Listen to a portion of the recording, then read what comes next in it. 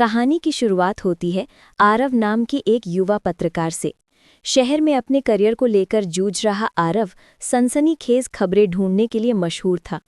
एक दिन उसे एक पुराने किताब घर में रुद्र हवेली का रहस्य नामक पुरानी डायरी मिलती है। डायरी में लिखा था, जिसने भी इस हवेली का सच जानने की कोशिश की, उसने अपनी आत्मा खो दी। यही वाक्य उसे उस गांव तक खींच लाता है।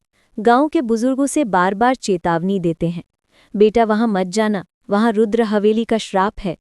पर आरव नहीं रुकता। चांदहीन रात में वो अपने कैमरा और रिकॉर्डर के साथ हवेली की ओर निकल पड़ता है। हवेली के टूटे फाटक को उसने धक्का देकर खोला। जंग लगे लोहे की चरमराहट अंधेरे में गूंज उठी। हवेली के भीतर घुप अंधेरा था और सड़ंत की गंध से उसका गला सूखने लगा। हवेली के भीतर उसे भूल से ढकी पुरानी तस्वीरें मिलती हैं। एक शाही परिवार जिसमें लाल जोड़े में एक खूबसूरत औरत खड़ी थी। तस्वीर के नीचे नाम लिखा था, राजकुमारी रुद्रप्रिया।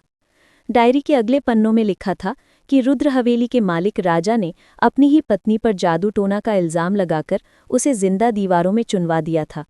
उसकी मौत के बाद हवेली में अजीब घटनाएं शुरू हुईं। 12 बजे जैसे ही घड़ी की घंटी बजी, हवेली के पुराने झूमर अपने आप हिलने लगे। ठंडी हवा चलने लगी।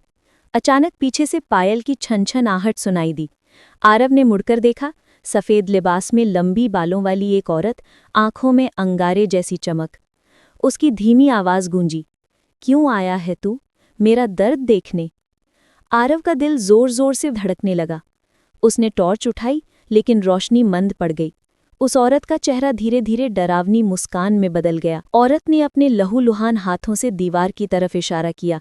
अचानक दीवार खुद ब खुद टूटने लगी और उसके भीतर से एक कंकाल बाहर गिरा। गले में वही पायल थी जिसकी छनछनाहट आरव सुन रहा था। औरत बोली, मैं रुद्रप्रिया हूँ। मेरे पति ने मुझे निर्दोष होकर भी मार डाला। हर अमावस की रात मेरी आत्मा इंसाफ ढूंढती है। मेरे श्राप से ये हवेली हमेशा अभिशप्त रहेगी। हवा में अचानक चीखें गूंजने लगी। झूमर जोर जोर से हिलने लगा। आरव ने दौड़ने की कोशिश की, लेकिन दरवाजे अपने आप बंद हो गए। खिड़कियां पटकने लगी। हर कोने से अजीब परछाइयां बाहर निकल रही थीं। रुद्रप्रिया की आत्मा चिल्लाई, सिर्फ सच्चाई लिख, तभी बच पाएगा। आरव ने कांपते हाथों से डायरी में सब कुछ लिखना शुरू किया। जैसे ही उसने आखिरी वाक्य लिखा, रुद्र हवेली का श्राप इंसाफ की मांग करता है, दरवाज़ा खुल गया। सुबह गांव वाले हवेली के पास पहुंचे तो देखा कि आरव बाहर बेसुध पड़ा था। उसके हाथ में वही डायरी थी। जब उन्होंने डायरी देखी तो आखिरी पन्ने पर ताज़ा खून से लिखा था, श्राप खत्म नहीं हुआ, अगला शिकार कौन? आरव जागा, लेकिन उसकी आंखों में अब अजीब सी लाल चमक थी, जैसे रुद्रप्रिया की आत्मा का कोई अंश उसके अंदर उतर चुका हो। कहते हैं उस दिन के बाद आरव का व्यवहार बदल गया। रात में उसकी आंखों से लाल रोशनी निकलती और गांव के कई लोग गुमशुदा होने लगे।